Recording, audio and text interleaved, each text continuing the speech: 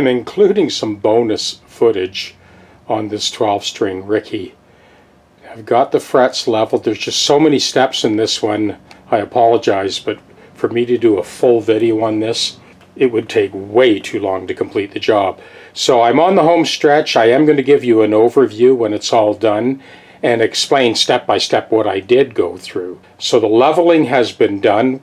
The dual truss rods have been set under string load and then backed off to straighten the neck before I did any leveling. I was delighted how straight I got that neck. So now I'm at a point where fingerboard is still masked off and I've buffed the frets out with a buffer.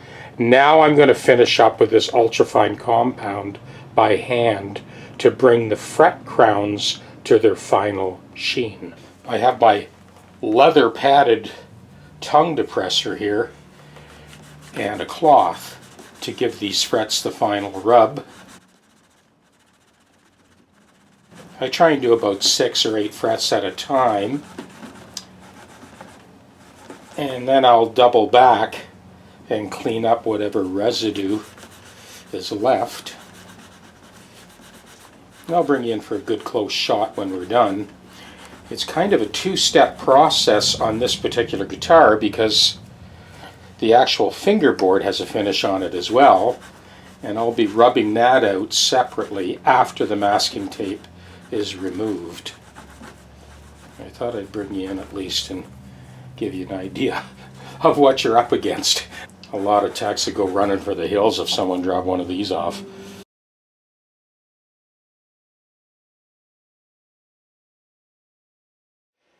So this gives you an idea where we're heading with this. So I'll finish up the rest of those frets, remove that tape, and then we'll get to work on the fingerboard. Lots of fun.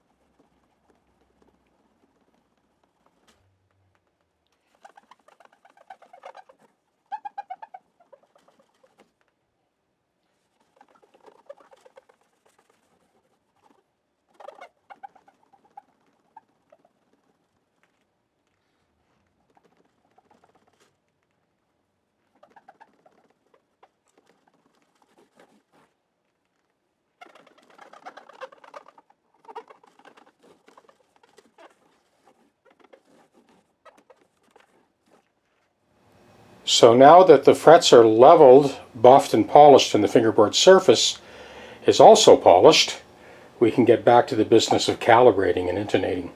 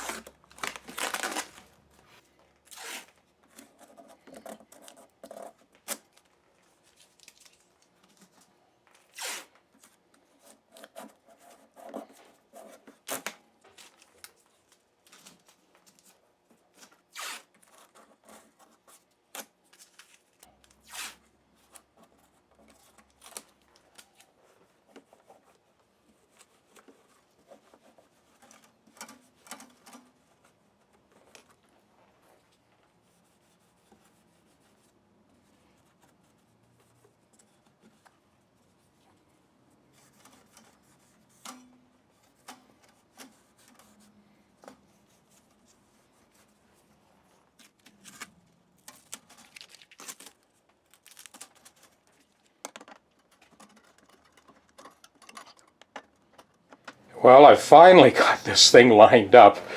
I just did not have the time to run the camera. I spent so many hours just lining the intonation up at the bridge. But what I will do is now that the strings have been tightened and loosened 30 or 40 times, I will put a new set of strings on, and I will walk you through that.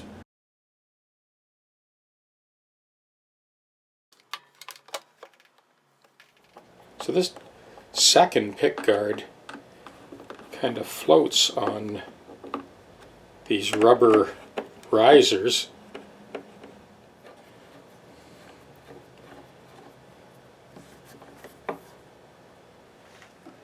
Getting that truss rod cover back on for the last time, now that the double truss rods have been loaded and we got the lay of the neck perfect. And we're going to put on a brand new set of strings. I'm going to kind of walk you through that. It's a bit of a sobriety test if you've never done it on this guitar. So during the endless hours of setup time on this guitar, I used this sharpened tongue depressor so that I could chase the strings to the nut.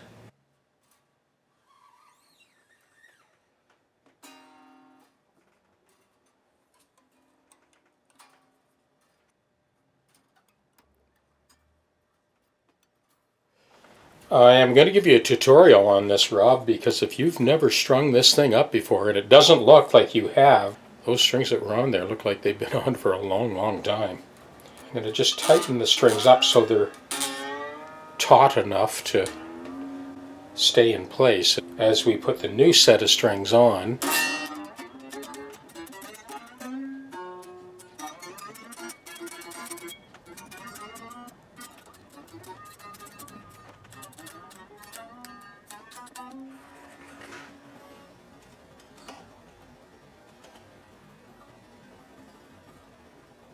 I'll make up a couple of these little sticks that I shaped out of a tongue depressor for you to use when the time comes for you to change strings, so you're not struggling with it.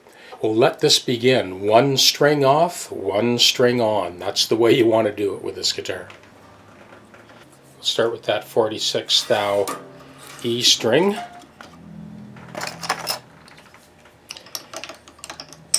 String winder is not a bad idea. Get this double machine head set up. It gets a little bit crowded with the string winder, but it's still good to have. I've got my tuner here. I tuck it between the rails underneath the guitar, and I can read it perfectly. So I am going to kind of at least do a rough tuning of this as I go. Give it a little bit of a tug.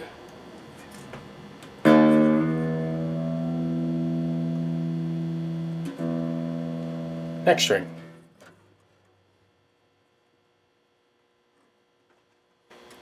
I said it's a little bit tight for the string winder, but if you're going to wind it by hand, set aside a few hours. You don't do this in 15 minutes. If you can imagine, I've done this a few times on this guitar already. It doesn't take long to burn up a few hours setting this up. A couple of days between the compensated nut and the bridge. Okay, same deal on this end again. We just unhook that at the tail piece. Here's our 11th string. Now the thing to keep in mind with the Rickenbacker, unlike most 12-string guitars, Rob, if you played 12 strings, fundamental note is on top and the octave goes on this side. So it's the opposite of what you would see in a, a Guild 12-string or an acoustic 12-string. Feed in this next ball end, and as you can see, I'm using this tongue depressor to kind of keep me in line here too. You don't want to be doing this once a week. Just sort of giving you this tutorial so you don't go absolutely out of your mind that first time you go to change strings. It doesn't hurt to give that just a little bit of a bend so that the ball end is up. That will help you snag the string in the slot, like so. Okay, we're in. Just hold that there for a second. I'll clip this string to a similar length, maybe a little bit shorter. I'm trying to give you the most detailed view possible. So this string now, I don't know if the camera's picking that up or not. I guess I'll find out on the edit.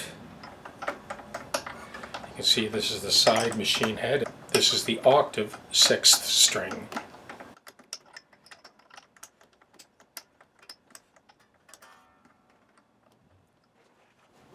Okay, that's showing up pretty good. And give that a little bit of a tug.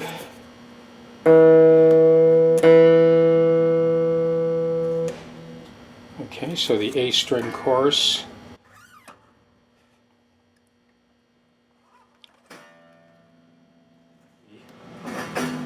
The strings off the face of the headstock are a lot easier to get on and off. It's these guys that are a little tricky. Okay, so back to the tailpiece. We're going to just unhook that. Now we're on to the fundamental A note, the bass note. And that is a 36 thou string. I bent that string a little bit. And reach under. Make sure you get it in the right slot. There we go. You got 3 of 12 strings done. 3 down, 9 to go. Alright, we'll tune that string.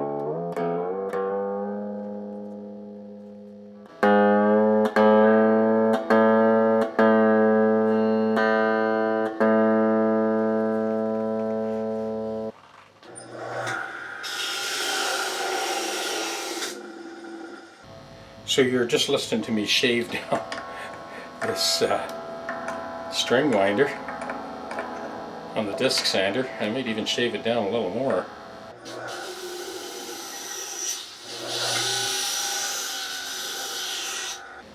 Try that again. It's our octave A string.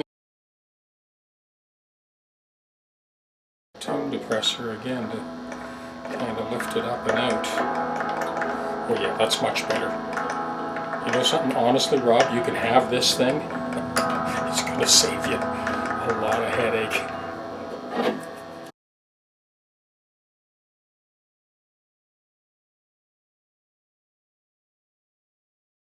Hook that one into the correct slot. Now you got to make sure that you don't get tangled up with the other strings. I need to go underneath that D string. Boy, oh boy, you definitely want to be sober when you do this. If you're seeing double, you'll be in trouble.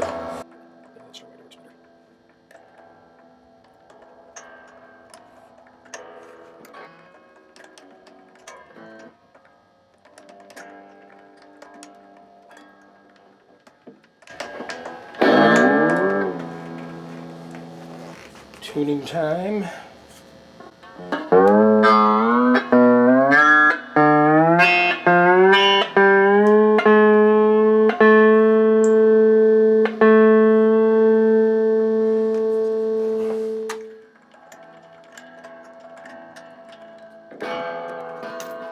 This is our octave D string, 12 thou. Got to remember, thicker string goes on top, unlike most 12 strings. So this is our fundamental D string, fundamental note, bass string. Make sure you get that in the right slot, easily confused. Again, these strings on the face are a lot less complicated.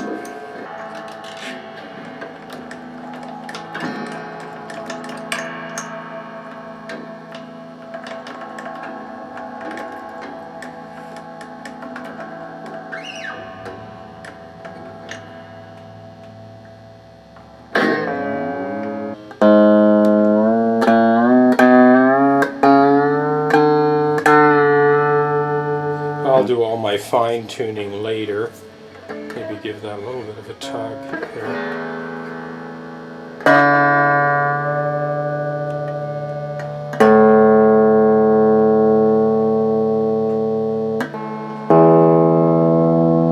So now we'll get that octave D.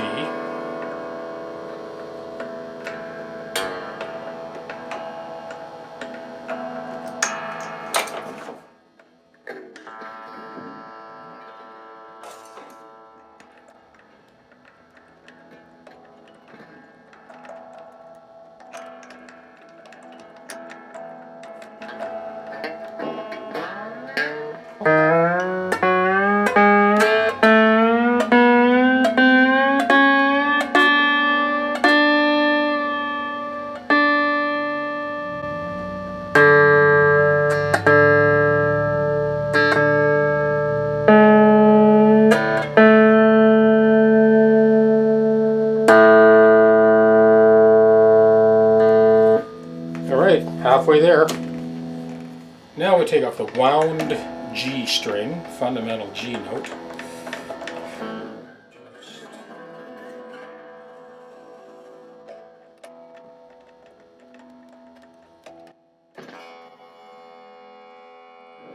Now, unlike the other side, it is the machine heads on the side of the headstock for the wound string on this side. Kind of changes it up a little bit.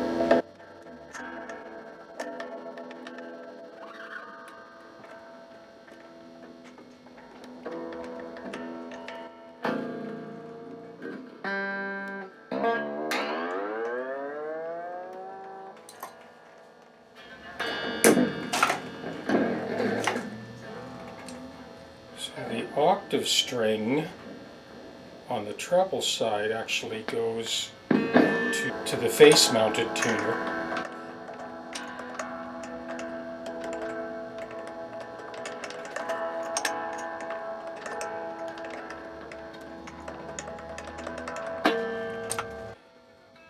The slot and the headstock.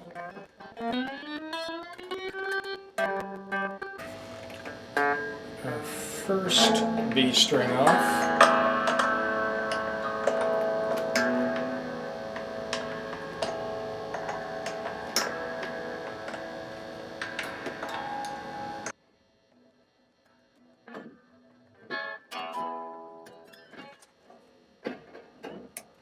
Now onto our second B string.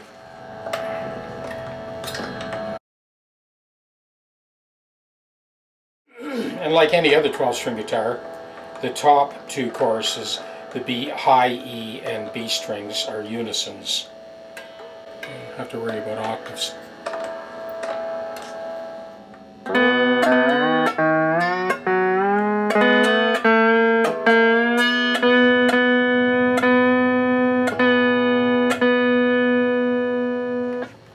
Down to the last two strings.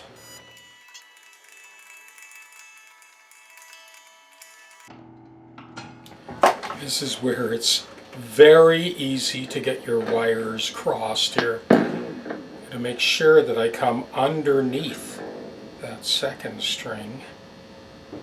I'll bring you in for another view of this in a second.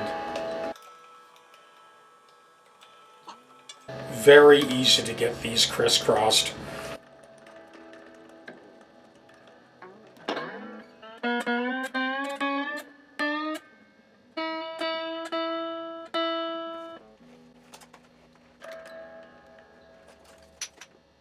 String.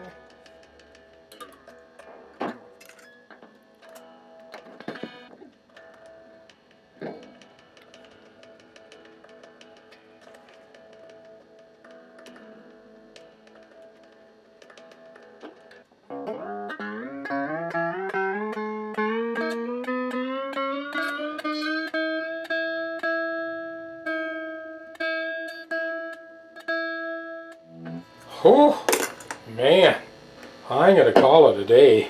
We'll pick up on this again tomorrow. I will bring this into the house and we will do a full tuning check, but before I do and before I put this cover on, I wanted to bring you in to show you what I ended up doing. So we had sourced a replacement bridge with 12 individual saddles, and that was our intention, to swap out the bridge.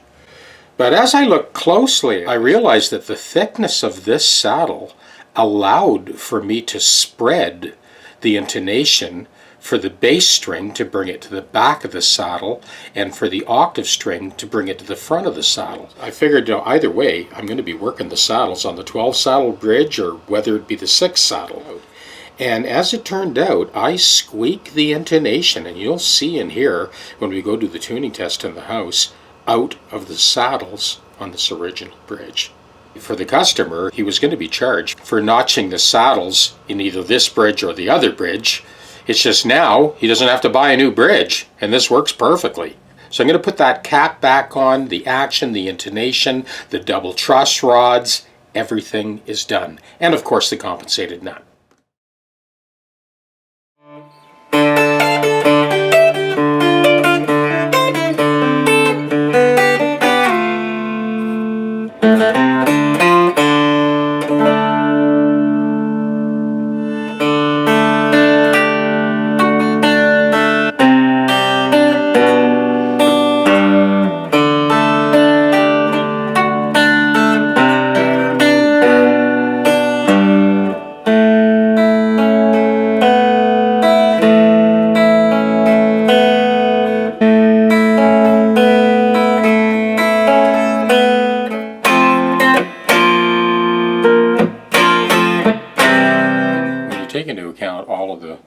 sort of super hits with 12-string guitar openings, there are definitely keys that lend themselves to those ringy open strings. If you go along the center two strings, just playing diatonic thirds in the key of E major,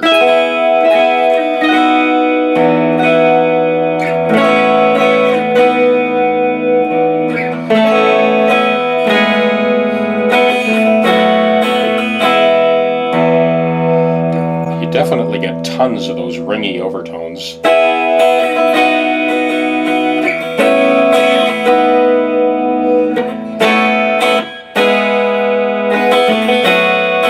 So these are diatonic thirds on the top two strings with the D drone.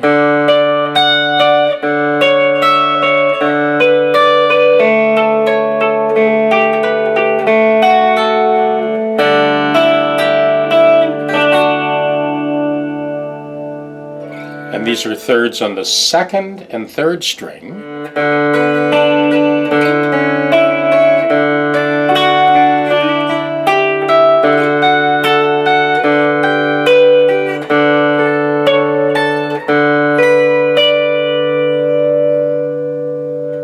With that Bon Jovi tune, it's diatonic 6.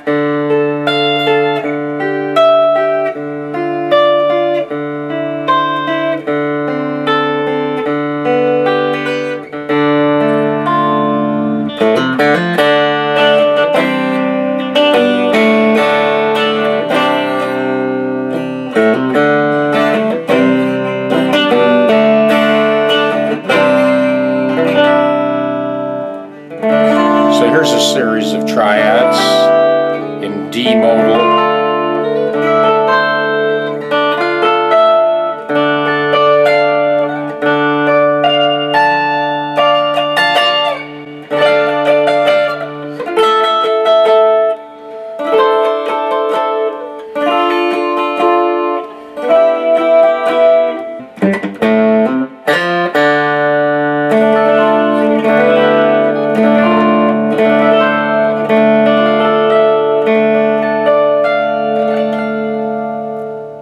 So the displaced octave choruses, the focal point is in a different place for each string.